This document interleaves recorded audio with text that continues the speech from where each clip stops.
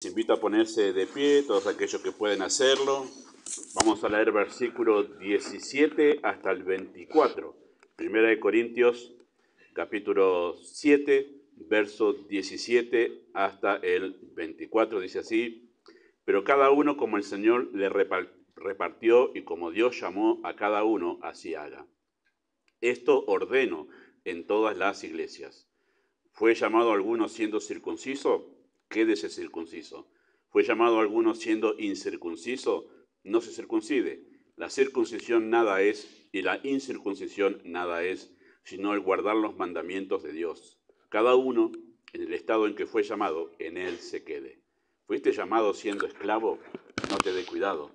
Pero también, si puedes hacerte libre, procúralo más, porque el que en el Señor fue llamado siendo esclavo, liberto es del Señor. Asimismo, el que fue llamado siendo libre, esclavo es de Cristo. Por precio fuisteis comprados, no os hagáis esclavos de los hombres. Cada uno, hermanos, en el estado en que fue llamado, así permanezca para con Dios. Oramos, amado Dios, disponemos el tiempo de la enseñanza, la guía de tu Espíritu. Deseamos honrarte a ti en nuestra actitud de reverencia ante tu palabra. Deseamos que tú hables más allá de lo que hemos de decir en este momento. Y así creemos que será. Oramos en el nombre de Jesús. Amén. Muy bien, pueden tomar sus asientos. Muchas gracias. Bueno, gracias a Dios hemos llegado a la última parte del capítulo 7. Como ustedes ya saben, si usted no estuvo en las reuniones anteriores, pero decidí dejar esa parte que leímos, 17 al 24, para cerrar el capítulo, ¿sí? Hemos visto cada sección. La semana pasada vimos nosotros la parte de esa pareja que tenía dudas sobre casarse, que es la parte final del capítulo. Bueno, esa parte que hemos leído es la parte doctrinal de la carta y es el mensaje principal de todo este capítulo, ¿sí? Algunos piensan en 1 Corintios 7 y dicen, sí, cuando hablas de los matrimonios, de los que se quieren separar. Y no, mire, sí habla de eso, pero el mensaje principal está acá, lo que vamos a leer hoy. Por eso lo dejé al último, para que si usted se acuerda, después de 1 Corintios 7, este es el mensaje de Pablo. Esto es lo que él tenía pensado enseñarles a esas personas en Corintio con estos problemas, ¿sí? Bueno, el capítulo comprende una serie de respuestas que Pablo da a las objeciones que los corintios escribieron contra sus enseñanzas. Aquí empieza en realidad en 7 y se extiende hasta el 16, esta intención de Pablo, ¿no? Responder las objeciones de los corintios. Y aunque hay una variedad de enseñanzas y de asuntos que aborda el capítulo, como ya lo hemos expuesto durante todo este mes, gracias al Señor, el tema es uno solo en realidad. Hay un solo tema en todo este capítulo y es el que tenemos aquí. Cada uno, es lo que dice el versículo 20, en el estado en que fue llamado, en él se quede. Ese es el mensaje de todo este capítulo. Todo lo que Pablo escribió es para hacer un acento en esta idea. Cada uno en el estado en que fue llamado, en él se quede. Y acá acentúa en qué se basa para poder decir eso. ¿En qué se basa Pablo para hacer este acento sobre esta verdad? ¿Sí?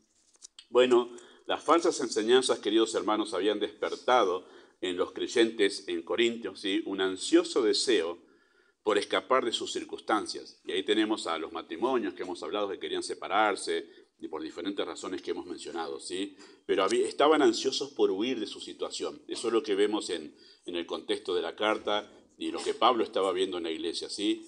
Y bueno, escapaban justamente, querían escapar para cambiar. Dicen, necesito cambiar, necesito un aire nuevo, es como se suele decir, ¿no?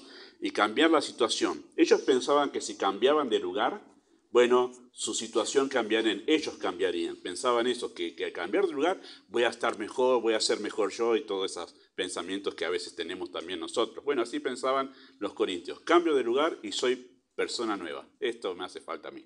Bueno, Pablo está viendo esta intención allí. Pablo les enseña a ellos que no se trata de cambiar de lugar en realidad, ni de la situación. Ese no es el problema, ni el lugar ni la situación que uno está viviendo, sino de nuestro corazón. Ese es el acento de Pablo aquí. Ustedes están equivocados en pensar que necesitan cambiar de lugar. No, lo que ustedes necesitan es un cambio de corazón, que esa es la idea de lo que aquí se dice, ¿sí? Por eso No hay que estar ansiosos, es la idea de lo que Pablo está enseñando, ¿sí? No hay que estar ansiosos por cambiar de contexto, de lugar, ¿sí? Sino ocupados en cultivar una buena relación con Dios en el lugar donde uno está. Esa es la idea de todo este capítulo. Y Pablo va a usar una verdad doctrinal, que es la que vamos a exponer, ¿sí? Para animarlos a ellos a quedarse. Esa es la palabra que se repite todo el tiempo en este capítulo. Quédese, quédese, quédese. Todo el tiempo está repitiendo eso, ¿sí? Porque él quiere animarlos a que no se pongan ansiosos en huir, quédese. Tome tiempo para pensar y quédese en esa situación en que está, ¿sí? Y es acentuada justamente versos 17 al 24. Y la verdad es simple, o sea, esta doctrina está expresada en una sola oración, es muy simple lo que Pablo va a enseñar allí, pero lo interesante es que se repite 3 veces esa doctrina se repite 3 veces en este pequeño grupo de versículos, 17 a 24, 3 veces hacen acento sobre lo mismo, con unas pequeñas variantes, y ahí notamos el acento del apóstol Pablo, ¿sí? Y esa estructura gramatical de 17 al 24 no es la expresión técnica, ¿sí? Si usted lo sabe, la expresión técnica, después me la comenta. Pero es una estructura gramatical tipo sándwich de 3 panes. ¿Sí? Si uno mira gramaticalmente esto, esto hizo un sándwich de 3 panes. No sé si se ha hecho alguna vez un sándwich de 3 panes, es como el alfajor triple. La idea es esa, ¿sí? Hubiera buscado la idea del alfajor, que es más conocida. ¿Sí? Tiene tres capas, ¿sí? Y esa es la estructura gramatical que está acá. ¿Sí? Ahí se las puse y se las grafiqué. Versículo 17, él dice, cada uno, como el Señor la repartió, y como Dios llamó a cada uno, así haga. Verso 20, vuelve a repetir lo mismo, con una pequeña variante. Cada uno, en el estado en que fue llamado, en él se quede. La misma idea que acabo de decir en 17, lo dice en 20. Y termina el otro pancito, el que termina de hacer el sándwich, verso 24. Cada uno, hermanos, en el estado en que fue llamado, así permanezca para con Dios. Noten que se repiten las mismas palabras en los 3 panes, ¿sí? Cada uno, cada uno, cada uno. Hace un acento en cada uno. Esto es particular, esto es preciso de parte de Dios, ¿sí? Y lo otro que se repite es la palabra llamar. Y en realidad en este bloque de versículos la palabra llamar está 9 veces. Y eso es absolutamente llamativo, valga la redundancia. 9 veces está la palabra llamar. 8 están traducidas como llamar y una de las veces que se utiliza en griego la misma palabra se tradujo acá como estado, pero esta palabra llamar también vamos a decir por qué está así diferente. Pero Pablo repitió 3 veces esto. Y lo que nosotros encontramos de versículo 18 al 19 es un relleno. Y como hacen un sándwich, le ponen el relleno entre esas partes, ¿no? Y versículo 21 al 23 es el relleno, ¿sí? ¿De qué sirve ese relleno que está entre esos panes? Bueno, sencillamente para ilustrar esa idea que repitió 3 veces. Eso nos dice a nosotros, no se concentre tanto en el relleno, sino mire los panes, porque ahí está el acento de Pablo. A veces uno se pierde con el tema de que está circuncidado. ¿Cómo puedes dejar de ser circuncidado si ya estás circuncidado? Bueno, en ese tiempo se practicaba una operación que era medio complicado, pero era porque algunos que estaban circuncidados querían que no se sepa en la sociedad que eran circuncidados. Bueno, se hacían una operación, rara cosa, pero por eso Pablo dice a esos, no hay problema, siga circuncidado. Y a los que no están circuncidados, no se circuncide. Bueno, y no se embrollen con eso, porque las ideas principales están en estos 3 versículos. Ahí está el mensaje de la doctrina que Pablo quiere enseñar. Y después habla de los que estaban en la situación de esclavitud, también para ilustrar la verdad que está diciendo. Podía haber elegido otra situación, pero habló de esclavitud porque era muy común, más de la mitad de la sociedad romana eran esclavos. Más de la mitad de la sociedad romana eran esclavos. Entonces, está recogiendo una situación muy común en la sociedad para poder ejemplificar esa idea. Si tampoco se pierda mucho con eso, porque los 3 panes son lo importante acá en este mensaje, ¿sí? Así que en esta repetición de palabras, nosotros tenemos el tema de todo este capítulo. ¿Cuál es el tema de todo este capítulo? Del capítulo en realidad. Es el llamado de Dios. Si 9 veces Pablo usa la palabra llamar, no hay mucho trabajo para el predicador ahí para saber que el énfasis está en el llamado de Dios, ¿sí? En el llamar, ¿sí? Y que en forma más completa esa expresión o esa idea podría expresarse así. El creyente, en esta base doctrinal, es exhortado a vivir sin ansiedad, confiando en el llamado de Dios. Eso es lo que Pablo enseña aquí, ¿Sí? Bueno, esa expresión, el llamado de Dios, es una de las expresiones que utiliza el Nuevo Testamento para definir el momento de nuestra conversión. En lugar de decir fui salvado, los escritores bíblicos utilizan muchas veces fui llamado. Nosotros usamos el Señor me salvó. En el idioma de los escritores bíblicos muchas veces se usa fui llamado en lugar de fui salvado. Es lo mismo, es un sinónimo, ¿sí? Se utiliza así de esa manera. Y así lo está usando Pablo acá, refiriéndose al llamado al momento en que Dios nos salvó, ¿sí? Bueno, la pregunta es ¿por qué se usa llamar en lugar de salvar? Porque en otros pasajes sí se usa la palabra salvar, que fuimos salvados. ¿Por qué se usa tanto la idea de llamar en lugar de la palabra salvar, que es exactamente lo mismo? Bueno, porque la salvación se produce por un llamado particular que Dios realiza sobrenaturalmente en el interior de aquellos que quiere salvar. Por eso se utiliza la palabra llamar, porque la salvación se produce por un llamado de Dios y es un llamado interior. Han visto que las personas hacen un acento en la decisión de la persona. Fui salvo porque yo decidí. Bueno, el Evangelio nos enseña que sí, bien yo decidí, pero para que yo pueda decidir, algo tuvo que pasar antes. Dios me tuvo que llamar. Y eso tuvo que haber pasado. Y por eso se utiliza la palabra llamar. Hay un llamado general del Evangelio, lo hemos mencionado alguna vez, que es dado a todo ser humano, desafiando el arrepentimiento de la fe en Cristo, que es lo que nosotros predicamos, ¿verdad? Pero el mismo llamado, ¿sí? Ese llamado de arrepentimiento y fe, es dado a los escogidos, pero de manera sobrenatural. Y ahí actúa el Espíritu de Dios más allá de la predicación del evangelista, ¿no? El evangelista habla al oído humano, al oído natural, pero el Espíritu habla internamente, y eso no lo puede hacer el evangelista. Y es un llamado particular que hace el Espíritu a los escogidos de manera sobrenatural. Y cuando ese llamado llega, lo hace el Espíritu de manera soberana, despierta la vida espiritual para que la persona oiga, no solo con los oídos naturales, sino también con los oídos espirituales. Ese es el llamado al que Pablo se está refiriendo aquí, ¿sí? Y para que eso suceda, para que la persona pueda escuchar más allá del oído natural, sino que pueda escuchar con su vida, con su ser interior, bueno, para que eso suceda, el Espíritu Santo tiene que resucitarlos. Hablamos de eso la última mesa, ¿verdad? Tiene que resucitarlos porque estamos muertos, por eso la persona no puede escuchar interiormente el Evangelio. Escucha así por su oído natural, su mente natural dice, entiendo todo lo que me decís, fe en Cristo, arrepentimiento, pero la persona ni fu ni fa, no le es interesante esa verdad, hasta que escucha interiormente cuando Dios despierta la vida y eso le cambia rotundamente el corazón y su actitud. Y ahí sucede lo que nosotros conocemos como el nuevo nacimiento. Por eso es un llamado particular, porque el llamado general lo hace Dios por medio de nosotros. Todos predicamos a todos, pero el llamado particular lo hace el Espíritu solamente a algunos y no a todos. Y lo hace a los escogidos, ¿verdad?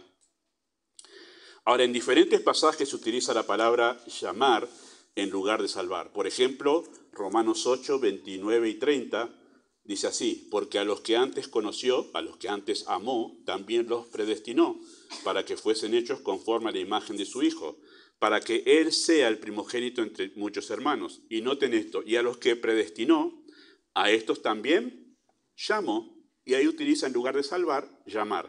Y a los que llamó o salvó, a esos también justificó, y a los que justificó, a estos también glorificó. Ahí utiliza la palabra llamar en lugar de salvar, que es exactamente lo mismo. Primera de Corintios 1:2, Pablo utiliza también así ese término. Dice a la iglesia de Dios que está en Corinto, a los santificados en Cristo Jesús, llamados a ser santos, con todos los que en cualquier lugar invocan el nombre de nuestro Señor Jesucristo, Señor de ellos y nuestro.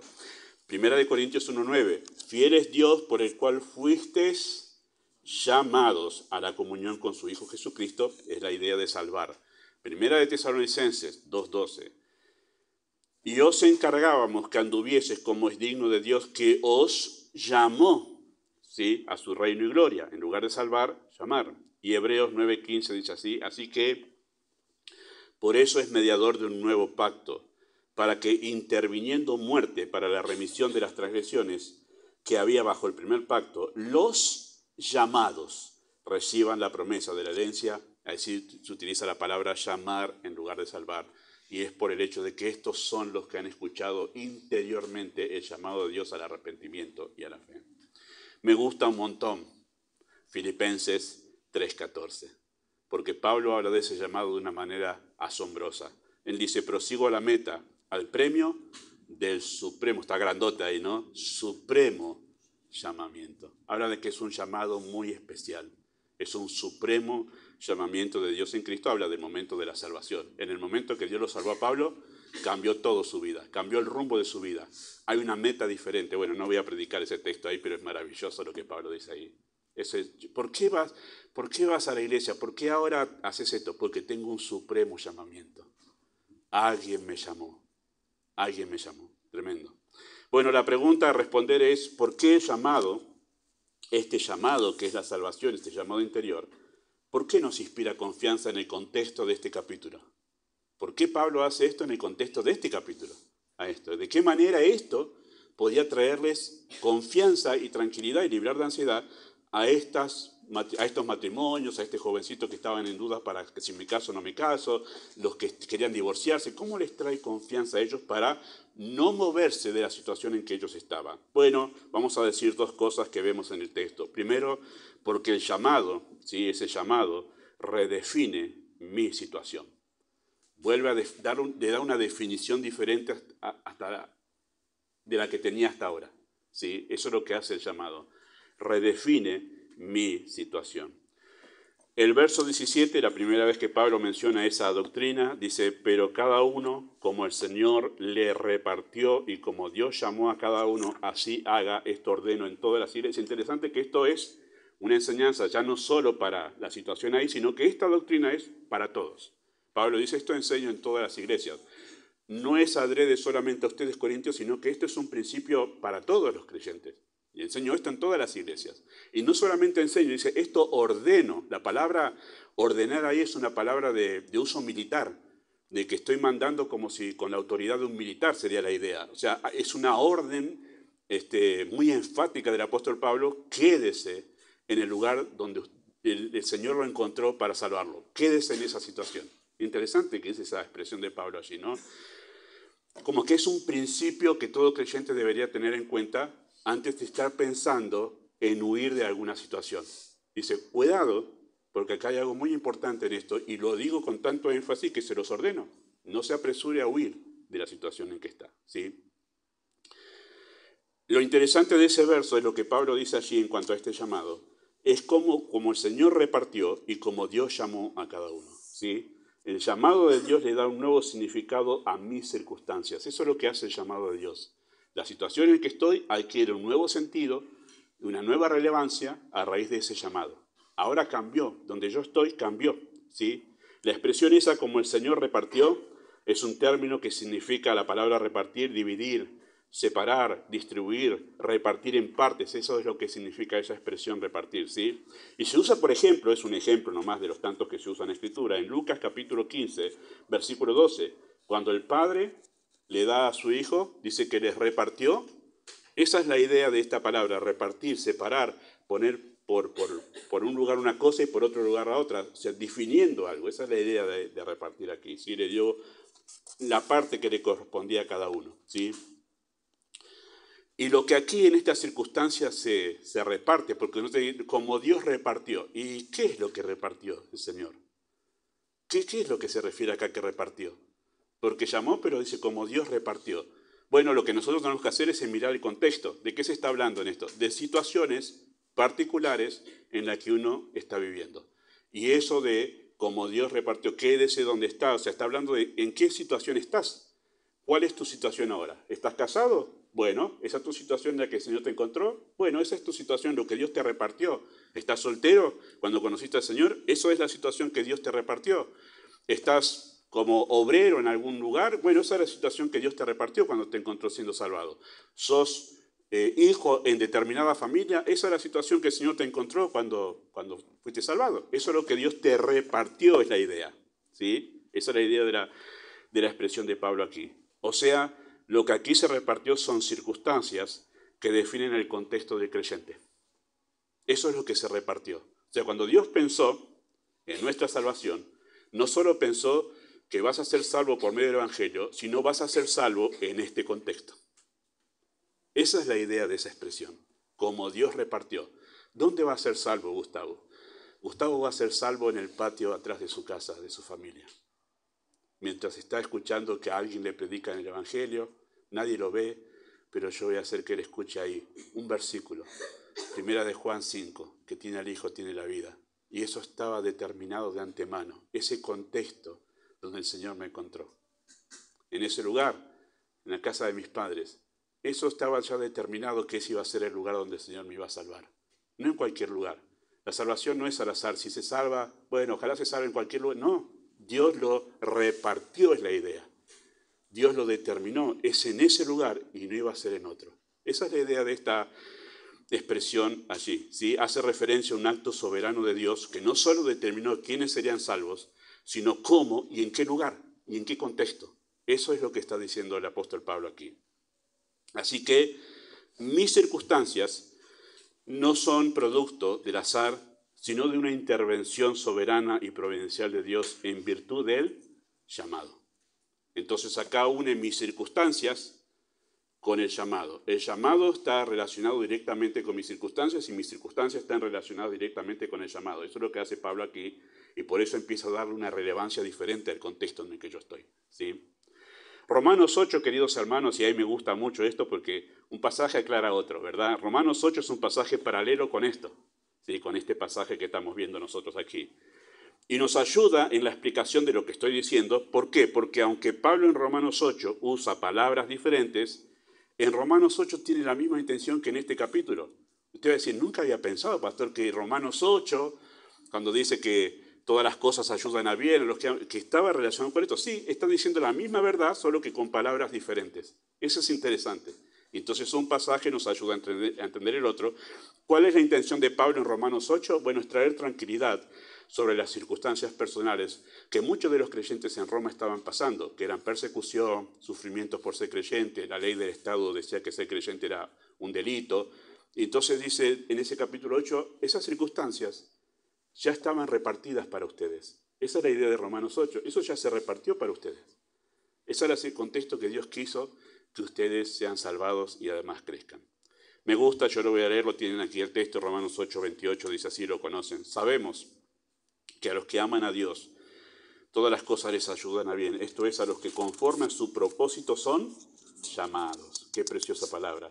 Porque a los que antes conoció, a los que antes amó, también los predestinó para que fuesen hechos conforme a la imagen de su Hijo, para que Él sea el primogénito entre muchos hermanos. Nosotros conocemos bien este texto, por lo menos los que están acostumbrados a venir a la iglesia, ¿no? Esa expresión, todas las cosas ayudan a bien. Esa expresión, todas las cosas, sabemos que si bien incluye todas las circunstancias de la vida, en ese texto especialmente se refiere a las circunstancias que son adversas y las relaciona a esas circunstancias adversas con el propósito que dio origen al llamado, ¿sí? Todo eso está relacionado. Los voy a llamar, pero ¿qué contexto lo voy a llamar? No es que Dios miró de antemano y dijo, ¿cuál va a ser el contexto? Y bueno, y ahí, no, Dios determinó también el contexto. Va a ser el contexto en el que va a suceder ese llamado, ¿sí? Se refiere a circunstancias adversas y las relaciona con el propósito que dio origen a ese llamado. A saber, ¿cuál es el propósito que dio origen al llamado? Bueno, el propósito es ser conformes a la imagen de su Hijo. Dios se trazó un propósito primero. Quiero hacer que esas criaturas sean como mi Hijo. ¿Cómo voy a hacerlo? Estoy hablando humanamente, ¿no? Los voy a llamar. Y les voy a dar un contexto para que eso que yo tengo como propósito, que sean conformados a mi Hijo, eso suceda. Y determinó una serie de circunstancias que tienen el propósito de conformarnos a nosotros a la imagen de su Hijo. Entonces Él repartió para cada creyente las circunstancias necesarias y precisas para que nosotros seamos conformados a la imagen de Cristo. Y por eso dice, cuidado con apresurarte a salir de eso donde vos estás, donde te parece que tenés mucha presión, porque son las que Dios te repartió para que Cristo sea formado en ti. Tremendo, ¿no? Y maravilloso a la vez, porque me trae tranquilidad decir, wow, no, yo no lo entiendo todo, pero sé que Dios lo repartió para mí, para que Cristo sea formado en mí. Esos son los instrumentos que Él eligió. ¿Lo entiendo todo? No. Pero ese es el contexto que Él eligió. Maravilloso eso. Así que, o sea, nosotros fuimos llamados con el propósito de ser conformados a la imagen de su Hijo. Queridos hermanos, esta es la explicación que Pablo escribe a los creyentes en Roma, para que asuman una actitud diferente sobre sus circunstancias. Hay un propósito sublime detrás de todo eso que ustedes están pasando. Dios no solo determinó cómo seríamos salvados, sino que también cómo seríamos santificados. ¿Anotado? Nosotros somos salvados y Dios lo determinó y no solo que nos eligió con nombre y con apellido, nos eligió de manera precisa, y no al azar, sino Él pensó en Gustavo. No nunca entenderé hasta que esté en el cielo por qué pensó en Gustavo, porque no soy nada diferente a cualquier otra persona en el mundo, pero pensó. Y también pensó, ¿cómo se va a ser santificado él? Porque también quiero santificarlo, bueno, le voy a dar una serie de circunstancias en su vida. Estas van a ser, desde el principio hasta el final de su vida, estas son las circunstancias que voy a usar para que él sea santificado. Cómo él repartió, está relacionado con ese llamado, con ese propósito sublime de ser semejantes a la imagen de su Hijo. Ahora, al entender esto, hermanos, yo digo, wow, ahora mi circunstancia en la que yo estoy adquiere una relevancia diferente. Yo fui salvado y soy verdulero, estoy trabajando con una verdulería, proveo para mi casa, es un trabajo, me da... Y dice, bueno, es mi trabajo, pero ahora con el llamado eso se vuelve algo diferente. Es el lugar donde Dios está usando para santificar tu vida. Fui llamado y yo era abogado cuando el Señor me llamó. Y voy a la oficina de abogacía y hago todos esos trámites, es trabajo nada más. Pero ahora con el llamado es el contexto que Dios determinó donde yo soy santificado. ¡Wow! Y ahora yo estoy en una vida matrimonial que la estoy llevando como remando en dulce de leche. Pero el asunto es que ahora me doy cuenta que todo esto, esta situación, es la situación donde Dios está usando para formar a su Hijo en mí. ¡Wow! Bueno, esta es la verdad que Pablo quiere decirle a ellos. No se apresure a huir, porque esa situación ha sido repartida para usted de manera particular y especial. ¿Ha notado? Cada uno, porque cuando Dios pensó, no dijo, bueno, todas estas circunstancias, todas las tiramos a ver que caiga donde caiga. No, pensó en cada uno con circunstancias particulares. Las que pensó para mí son solo para mí, y las que pensó para usted son solo para usted. Porque Dios, que ha creado el cuerpo humano de una manera tan precisa, ¿no? El microuniverso de la genética humana nos dice qué precisión que hay ahí. Si Dios hizo el cuerpo humano, que es polvo y al polvo vuelve con tanta precisión, ¿cómo lo va a hacer con tanta precisión algo mucho más sublime que el cuerpo humano? Que es la salvación eterna y ser conformados a la imagen de su Hijo. Así que no es ninguna locura pensar que a cada uno de nosotros se nos repartió un grupo de circunstancias y situaciones donde Dios está usándolas para trabajar en nosotros. Qué maravilloso, ¿verdad? Bueno, eso es lo que Pablo está enseñándoles a ellos aquí. Hay un propósito sublime detrás de ellos. Dios no solo determinó cómo seríamos salvados, sino santificados también. Determinó los medios que usaría para ambos propósitos, salvar y santificar. Esto cambia, queridos hermanos, por completo nuestro concepto de las circunstancias personales y nos obliga a redefinirlas. Le voy a hablar a los jóvenes por un momento. ¿Dónde es el colegio que te encontró el Señor, donde vos estás yendo, cursando? Bueno, eso también estaba determinado en el plan de Dios. Si te encontró como estudiante, ¿sí? Si te encontró en qué familia. Los jóvenes suelen renegar, ¿verdad?, de su familia. Uy, si estuviera en la familia de fulano, mengano, sería diferente. Créame que Dios pensó en eso, en la familia también, donde tú serías santificado, con los padres que te dio el Señor. Los jóvenes suelen renegar de sus padres, ¿no? Yo te voy a decir una cosa, si cambiaste de padre, te vas a dar cuenta que los otros padres no son nada diferentes a tus padres. Y que no te hagas ningún problema por eso. Pero esas son tus circunstancias, las que Dios te dio a vos y no le dio a nadie más. Son las que te dio a vos para tratar con tu vida y llevarte a ser semejante a su Hijo, si es que el Señor te ha salvado, ¿verdad? Si te ha llamado. Así que, queridos hermanos, nuestro contexto es el que Dios consideró apropiado para cumplir su propósito sublime de salvarnos y conformarnos a la imagen de su Hijo. Yo no entiendo todo de mi contexto, No lo entiendo. Y hay muchas cosas que han pasado en mi vida cristiana que hasta hoy no las entiendo, no entiendo por qué pasaron. Pero sí yo confío en la sabiduría de Dios, de que Él consideró que esas son las apropiadas para moldear mi corazón. Esta verdad nos ayuda a nosotros a dejar de lado el resentimiento, porque dentro de esas circunstancias, ¿qué hay? Hay personas. Y solemos renegar de los instrumentos que yo he usado. Algunos son muy bondadosos y otros no han sido nada bondadosos con nosotros los instrumentos que Dios usó, ¿verdad? Personas que nos han atacado sin razón, sin sentido, ¿verdad? Sin haber hecho nosotros nada. Y nosotros tendemos a guardar resentimiento. Esta verdad cambia por completo eso. Y nos hace decir, gracias Señor, yo no entiendo por qué tuve ese patrón durante 7 años en mi adolescencia, cuando tuve mi primer trabajo, que era muy malo conmigo. Pero sí entiendo que lo usó el Señor para trabajar en mi carácter. Lo usó el Señor. Por eso, una cosa que voy a enseñar a los padres, con los hijos jóvenes, déjenlos que entren en trabajos donde tienen que sufrir. Déjenlos, primero háganlos trabajar, porque un joven tiene que trabajar, 18 años para arriba tiene que estar trabajando. Pero mándenlo, porque en la vida de trabajo, sea a los 18 o a los 30, no va a cambiar nada. Es igual para todos, ¿verdad, trabajadores? Es así, sufrimos. Y forma el carácter. Pero todo eso lo usa Dios, el contexto que usa Dios para formar a su Hijo en nosotros, pero lo repartió. Eso es lo maravilloso de esto, Él lo repartió, ¿sí?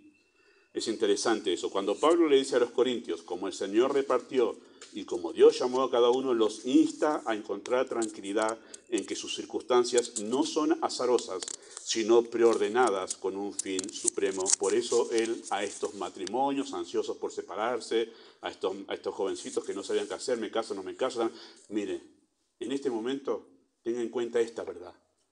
Tengan en cuenta esta verdad. Esto ustedes pueden encontrar tranquilidad que el Señor lo ha preparado para ustedes. Ahora, no es el único texto que conecta el llamado con las circunstancias personales del creyente. Primera de Pedro 2, 19 al 21, también Pedro hace eso, conecta el llamado con las circunstancias para hacernos entender, esto no es azaroso, dice Primera de Pedro 2, 19 al 21, porque esto merece aprobación. Si alguno a causa de la conciencia delante de Dios sufre molestias, padeciendo injustamente, pues qué gloria es si pecando sois abofeteados y lo soportáis, mas si haciendo lo bueno sufrís y lo soportáis, esto ciertamente es aprobado delante de Dios. Y escuche esto, pues, dice, pero ¿cómo pasa esto que sufren justamente? Pues para esto fuisteis llamados. Pedro no desconecta las circunstancias que uno está en contexto con el llamado. Cuando nos llamó, Dios también pensó en las circunstancias que estaban involucradas en todo lo que es nuestro llamado hasta el día que estemos en la eternidad. Todas están pensadas por Dios. Por esto fuisteis llamados, porque también Cristo padeció por nosotros, dejándonos ejemplo para que sigáis sus pisadas. Y es interesante que Pedro cita a Cristo, el ejemplo de él, porque en la vida de Cristo todas sus circunstancias fueron preordenadas. Todo el tiempo Cristo decía, para que se cumpla la Escritura, para que se cumpla la Escritura. Todo estaba preordenado en la vida de Cristo. Y él encontraba paz en esto, en lo que Dios había trazado para él, por más que las circunstancias que estaba viviendo, muchas de ellas eran adversas, ¿sí? Así que el llamado y las circunstancias personales están relacionadas en una manera directa, así que usted no desestime de ninguna manera la situación en la que se encuentra como algo que no tiene nada que ver con usted y su vida espiritual. Tiene todo que ver con usted y con su vida espiritual, lo que usted está viviendo, ¿sí? Y lo que ha vivido, y lo que vivirá. Bueno, en segundo lugar, lo que hace Pablo es decir esto, que el llamado redefine mi propósito. Ahora yo cambio de actitud y miro mis circunstancias de manera diferente porque ahora entiendo el llamado. Todo está relacionado con eso. Miro diferente mis circunstancias, pero también mi propósito en la circunstancia cambia, ¿sí? Versículo 20 dice, cada uno en el estado en que fue llamado, en él se quede, ¿sí? Lo interesante de este verso 20 es que se utilizan 2 veces la palabra llamar. Usted dice, no, pastor, ahí dice, no está una sola vez llamado. Bueno, pero el traductor al castellano nos jugó una pequeña bromita ahí también, porque no tradujo la palabra que debía ser traducida como llamado, llamado, o como vocación, como lo hace Efesios 4.1. ¿Sí? Se utilizan 2 palabras. Yo se las menciono. Primero, no soy un experto en griego, pero para que tengamos en cuenta ese juego de palabras que hace el escritor ahí, Pablo, ¿sí? Una palabra es klesis y otra palabra es kaleo, ¿sí? Que se usan. Y en griego son familiares las palabras, son de la misma. En realidad, klesis es una forma más cortita de kaleo, que la palabra kaleo es llamar, ¿sí? Y clesis, usted la va a entender enseguida, porque si le añadimos ex y sale eclesia. Y eclesia se traduce iglesia y viene de acá. Ahora se relaciona con esa palabra, así que no estaba tan mal que la cite, ¿verdad? De ahí viene esa palabra. Porque la palabra iglesia significa llamados fuera de. Nos llaman y nos convocan. ¿Sí? Esa es la idea de iglesia. ¿Sí? Las dos palabras están relacionadas con llamar. Pero de las 9 veces que se usa esa palabra llamar en esta sección, una sola vez se utiliza la palabra clesis. Todas las demás es caleo. Y solo una es clesis. ¿Sí? Y clesis, a veces en otros pasajes se traduce como vocación. Y ahí la va a agarrarla y se va a familiarizar mucho más fácilmente. Por ejemplo, Efesios 4:1 dice así: yo pues, preso en el Señor, os ruego que andéis como es digno de la vocación con que fuisteis llamados. Si traducimos de manera literal, diría Pablo que andéis como es digno del llamado con el que fuisteis llamados. Es como una repetición, una redundancia de la palabra. Pero para notar la diferencia entre una palabra y la otra, el traductor acá hizo muy bien. Le puso vocación, porque tiene que ver con eso, ¿sí? La palabra vocación. Efesios 4:4.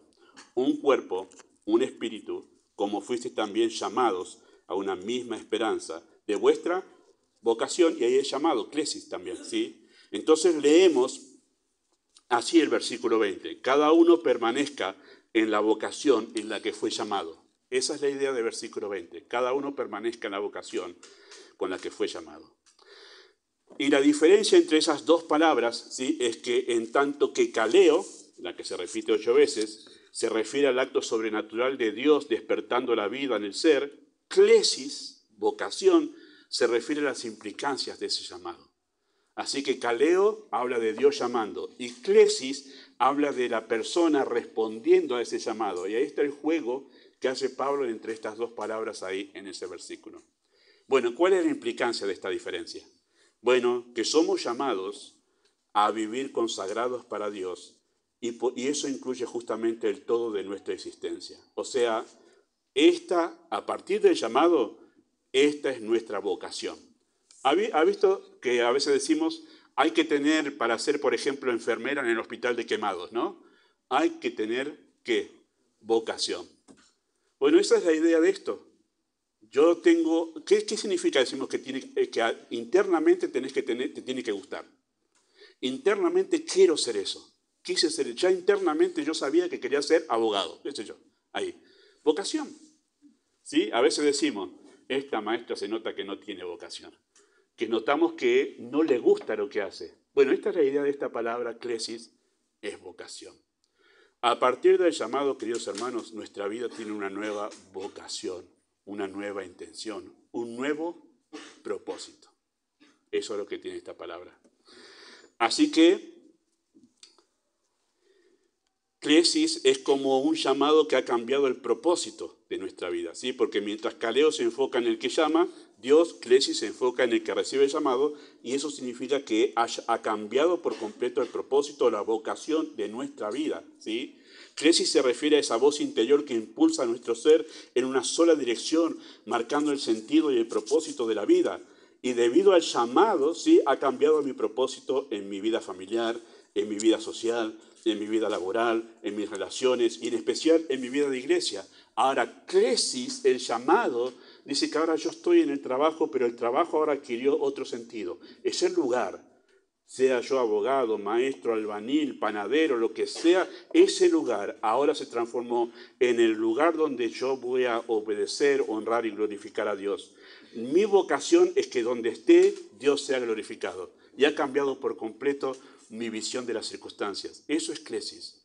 Y este es mi hogar, yo soy ama de casa. Eso es lo que me ha tocado, lo que Dios me repartió ahora. Ahora, este lugar, este es mi reino, mi familia es mi lugar, donde yo voy a glorificar a Dios, donde voy a desarrollar esa vocación que me ha movido al llamado de Dios, es honrarle criando a mis hijos, es honrarle amando a mi marido.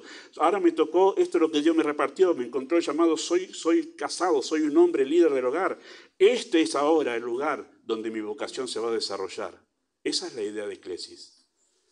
¿Sos estudiante?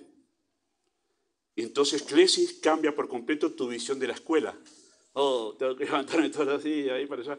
Pero Clesis, ¿qué hace? Este es el lugar donde Dios tiene que ser honrado por mí como estudiante. Voy a ir a la escuela honrando a Dios siendo el mejor estudiante que puedo ser. Esa es la idea de Clesis. Te cambia por completo tu contexto, cambia por completo tu visión y hace que tu vocación en ese lugar no sea simplemente estudiar, no sea simplemente levantar paredes, no sea simplemente hacer pan, no sea simplemente dar clases en una escuela, sino que sea glorificar a Dios. Esa es mi vocación. ¿Qué vas a hacer en la escuela? Voy a enseñar, pero en realidad voy a hacer eso como algo pasajero. Lo que voy a hacer en realidad es a glorificar a Dios. Eso hace Clesis. Eso hace Clesis. Y hace que yo cambie mi perspectiva de la iglesia.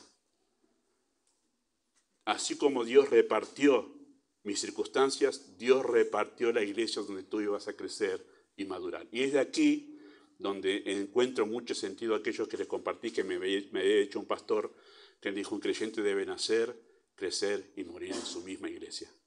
A menos que pase algo extraordinario de la soberanía de Dios, pero debe nacer, crecer y morir en su misma iglesia, porque es el lugar que Dios repartió para que tú crezcas, madures y seas conformado a la imagen de Cristo. Maravilloso.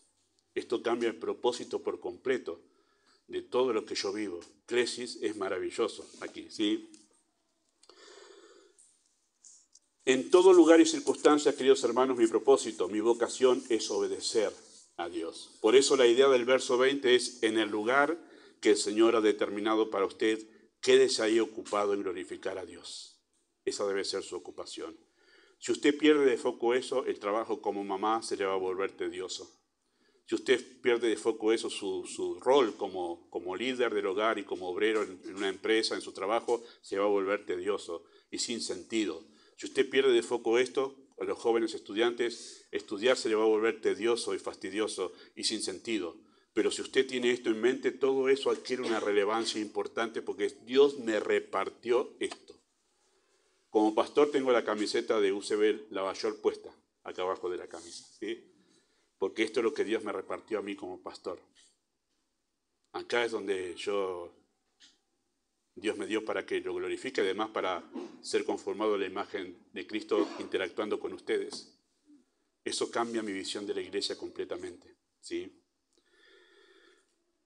Por eso cuando uno va a visitar otra iglesia, dice: está lindo, son hermanos, pero siento que no es la mía. Y no es porque sea mejor o peor, es la mía, la que Dios me dio el lugar ese para poder crecer y madurar y conocerle a Él. Así que ese es el lugar que Dios consideró mejor para usted, para que usted viva su fe. Mi posición social y mis circunstancias, queridos hermanos, no inciden en el propósito, en el nuevo propósito que se trazó con el llamado. ¿Cuál es ese propósito que se trazó con el llamado y que ahora rige toda mi vida? Bueno, verso 19, guardar los mandamientos de Dios. Verso 23, servir a Cristo. Y verso 24, estar en comunión con Dios. Esas son las tres cosas que deben importar, sea el lugar donde yo esté. Lo demás es intrascendente. Lo más importante, sea donde usted esté, es guardar los mandamientos de Dios, servir a Cristo y estar en comunión con Dios. Lo demás es intrascendente. Eso es lo que Pablo les quiere enseñar con ese relleno. Han visto, cita la circuncisión, la incircuncisión. No se preocupen por eso. Lo importante es que circunciso, incircunciso, lo que más te debe importar es que vos guardes los mandamientos de Dios. Y después le habla a los esclavos, que eran numerosos. Ahora creo en Cristo, la verdad que me da, como muchos esclavos pensarían y como a veces pensamos nosotros: yo estoy ahora acá en relación de dependencia, pero si yo no trabajaría y tuviese más tiempo libre, ¿qué cosa pasaría? Serviría mucho mejor al Señor si no estuviese acá. Qué engaño, ¿no? Todos pensamos eso en algún momento. Este lugar me tiene tan atado en tiempo. Si yo tuviese más tiempo, serviría al Señor. ¿Sabes cómo? Lo extraño es que cuando tenemos más tiempo, lo usamos para nosotros, ¿no? Eso dicho entre nosotros nomás. Porque la realidad, queridos hermanos, es que ese es el lugar. Siempre pienso en Pablo. Y Pablo encarcelado. Y Pablo no decía: yo soy preso del Imperio Romano. Él decía: preso de Cristo. Es lo que Dios me repartió. Y es interesante que de los encarcelamientos de Pablo, los que tenemos registrados, surgieron, por ejemplo, la carta a los Efesios. Qué maravillosa carta, ¿no? Cuando uno lee Efesios parece que pisa el cielo, en un lenguaje angelical. ¿Dónde fue escrito eso? ¿En la oficina? ¿Sentado ahí el pastor con su computadora y con un montón de libros y todo lo demás? No, en una cárcel. En ese lugar donde Pablo estaba limitado. ¿Qué podía hacer en una cárcel? Nada. Más que estar allí predicando el Evangelio y además estudiando, y salió Efesios. Maravilloso. Créame que el contexto donde Dios te puso es donde va a surgir la maravillosa gracia de Dios. Con eso voy a terminar hoy el mensaje, pero me adelanté un poco porque es un gusto maravilloso que tenés, un sabor muy agradable, ¿verdad? Para estas cosas, queridos hermanos, guardar los mandamientos, servir a Cristo, que son las que verdaderamente importan, usted no necesita un lugar especial, sino un corazón especial. Así que no piense, no, si yo estuviese en otra... No, si no lo podés tener ahí, esa obediencia al Señor, esa actitud servicial y esa comunión plena con Dios, si no lo podés tener ahí, no lo vas a tener cuando estés en la granja de los Ingalls, donde todo parece que está en paz. No, porque no se trata de tu contexto, se trata de tu corazón. Esa es la realidad. No, si yo tuviese padres que no me presionen tanto, yo la verdad que sería espiritualmente, pero como el apóstol Pablo. No se trata de tu contexto ni de quién te rodea, se trata de tu corazón, de quién sos vos, en tu interior, en tu relación con Dios. Esa es la realidad. Si no, vendría Samuel, el jovencito Samuel, y nos diría, vamos, me venís a hablar de tu contexto. Yo estuve con un sacerdote que era mal padre y que dejaba a sus hijos hacer lo que quisiesen y dormían con las mujeres y él no hacía nada. Y además tenía que convivir con los 2 hijos de este sacerdote que eran terribles. Y me venís a hablar a mí de contexto que mi mamá me dejó solo en el templo a los ¿cuántos? 5, 8 años, no tengo idea qué edad sería esa, pero más o menos estaba por ahí. Y uno dice, mi contexto, no sé. Mire, viene Samuel y dice, mire muchacho, ¿me vas a hablar de contexto? Creció fiel al Señor en el contexto porque era el corazón lo que importaba y no el contexto. No importa dónde uno esté, lo que importa es qué pasa dentro de nosotros con el Señor. ¿Sí? Ni que hablar de Daniel, ¿no? ¿Quién le puede decir algo a Daniel sobre contexto? Decirle, no puedo ser fiel porque no entendés mi contexto. Y Daniel te va a decir, a mí me castraron contra mi voluntad. Me sacaron de mi familia porque fue hecho eunuco. Y él podría decir, mi contexto sí era peor, por eso no fui fiel. No, fue de los más fieles de Dios. No se trata del contexto, se trata del corazón para con Dios. Maravillosa esa verdad, ¿sí?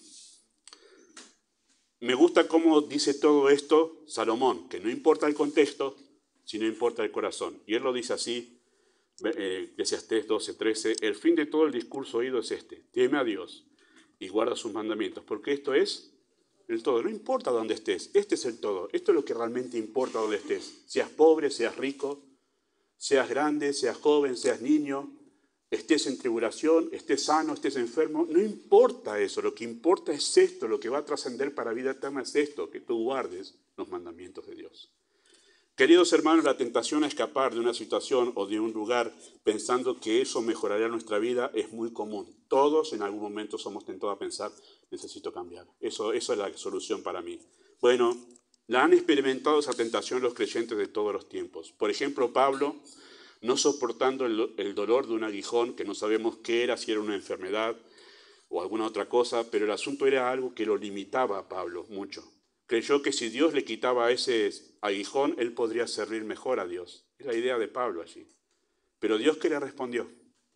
No, justamente te tengo en ese lugar, porque es ahí donde vas a ser más eficaz. Porque en esa situación vos vas a ser más eficaz para mí, porque ahí se hace notar mi fortaleza y mi gracia para contigo. Interesante eso. Dios no le cambió el contexto de la situación. Lo que Dios hizo fue darle gracia para que en esa situación pueda honrar al Señor y ser fuerte en Cristo, ¿verdad? David, no soportando la presión de ser perseguido por Saúl, creyó que era mejor huir a la tierra de los enemigos de Dios, a los filisteos. Pero resultó que esa huida, pensando encontrar liberación de la presión que sentía porque Saúl lo perseguía, resultó en un completo fracaso. Y esa huida de David a la tierra de los filisteos buscando paz puso en riesgo a toda su familia, porque fue raptada a su familia cuando fue a la tierra de los filisteos. Y así, de un pelín, porque la gracia de Dios no quería que muriesen todos ellos, salvó la vida de sus mujeres y de sus niños, de todos los hombres ahí. Todo porque él pensó escapar de la presión de ese lugar que Dios estaba usando para pulir el carácter de un rey que iba a ser el rey conforme al corazón de Dios. Abraham, teniendo miedo del hambre, de la hambruna que se vino en la tierra de Canaán, dejó el lugar de la promesa y descendió a Egipto. Se libró Abraham de padecer hambre, porque llegó a Egipto y no pasó hambre. Abraham en Egipto logró su propósito de huir de la hambruna. Y no solamente no pasó hambre, sino que se volvió rico, riquísimo salió de ahí. Pero espiritualmente no hay ningún altar que Abraham haya construido en Egipto, porque su comunión con Dios decayó. Lo más importante de la vida quedó de lado. Espiritualmente fue un fracaso, aunque económicamente fue prosperado. Tremendo. Queridos hermanos, el mejor ejemplo que podemos citar de alguien que se quedó en la voluntad de Dios, muy a pesar del contexto difícil, es Cristo. Cristo. Su Padre le había asignado en esta vida una copa amarga. Y en el momento en que Pedro quiso librarlo a él, no solamente esta, sino 2 veces Pedro quiso librar a Cristo del sufrimiento. Una es Mateo 16, donde Cristo declara que al Hijo del Hombre le es necesario ir a Jerusalén y ser maltratado y ser muerto. Y Pedro, ¿qué le dice? En ninguna manera te pase esto, Señor. Lo agarró y como que lo retó al Señor. Y Cristo le dijo, apártate de mí, Satanás. Esta es la segunda vez que Pedro quiere librar al Señor de sufrimientos, cuando vienen a apresarlo. Y Pedro lo que hace es sacar su espada y le quería cortar la cabeza. Y el otro se habrá corrido y le cortó la oreja. Y en ese momento el Señor, que está siendo arrestado, le dice a Pedro, la copa que el Padre me ha dado, ¿no la he de beber? Deja la espada. Esto es lo que Dios me repartió, el Padre me repartió a mí, y me la dio a mí, y Él es sabio, y yo la voy a beber, esta copa amarga. Qué maravilloso, hermanos, el ejemplo de Cristo que, muy a pesar de lo que significaba estar en la voluntad de Dios allí, Él se quedó. Todos seremos tentados a huir de una situación o de un lugar porque no soportamos la presión. Todos podemos caer en el pensamiento equivocado de creer que si cambiamos de contexto serviremos mejor o que nuestra vida espiritual será distinta. Recordemos que nuestra condición no es fortuita o azarosa, sino que fue predeterminada como el medio apropiado para formar el carácter de Cristo en nosotros. Nosotros vivimos en una generación que tiene un carácter muy débil. Eso es una realidad, hermanos. Aunque resulte ofensivo esto para la generación que vivimos, hay excepciones. Pero la mayoría de la generación que viene del 95, 2000 para aquí, lamentablemente es toda una generación que tiene un carácter débil. O sea, se la llama la generación de cristal, que ante el más mínimo golpe se desmoronan. Y eso es una realidad, ¿sí? Aunque resulte ofensivo, eso es una realidad, ¿sí? Vivimos en esa generación, son propensos esa generación a desistir ante la más leve dificultad, sino cuántas personas abandonan el trabajo de esa generación porque sienten que hay mucha presión, o porque tiene que hacer horas extras y no le pagan, o porque entonces prefiero no trabajar antes que estar sufriendo ahí. ¡Wow! Esa es la generación que tenemos, la generación que no está dispuesta a soportar presiones y ante la más mínima presión me las pico, huyo y me voy. Lamentablemente es así y de eso recibimos en la iglesia, hermanos. De esa generación recibimos en la iglesia. Y hay que enseñarle a toda esa generación que hay que aprender a soportar. Te duele y hay que estar igual, aunque te duela. Esa es la realidad. Nosotros hemos tenido situaciones en nuestra iglesia de personas con mucho sufrimiento asistiendo igual a la iglesia. Y ustedes saben a qué me refiero. Y a veces por cosas muy leves porque nosotros no tenemos la capacidad de soportar el dolor. O no tenemos la capacidad de soportar la irritación en medio de una situación. Nos irritamos y nos vamos. Bueno, ese es el problema de malas decisiones en la vida cristiana, la poca capacidad para soportar el dolor, ¿sí? De una presión que Dios ha repartido para nosotros para que seamos conformados a la imagen de su Hijo. Hay poca capacidad de resistencia al dolor y a la presión. La ansiedad por ser liberados del dolor que otros han soportado toda su vida, puede engañarnos e impulsarnos fuera de la voluntad de Dios, que es lo que le pasaba a estos corintios. El Señor, queridos hermanos, nos dio un corazón con tal convicción que pueda decir como Cristo: la copa que el Padre me dio, no la he de beber. O usar las palabras de Pablo: ¿qué hacen llorando y quebrantándome el corazón? Yo no voy a desistir de ir a la voluntad de Dios sabiendo todo lo que me espera. No tengan lástima. Yo estoy dispuesto, esta es la copa que el Padre me dio, estoy dispuesto a soportarla porque Él es sabio y esto es lo mejor para ser conformado a su imagen. Amado Dios, solo tú puedes usar toda esta verdad maravillosa dándonos convicción de que tú eres el soberano, que no solamente has decidido que escogernos para salvación, sino que has determinado las circunstancias de nuestras vidas para tratar con nuestras almas y conformarnos a la imagen de tu Hijo, que es lo más maravilloso que puede pasarnos en nuestra existencia. De que ayúdanos a tener confianza en esta verdad tan profunda, tan sublime. Oramos en el nombre de Jesús.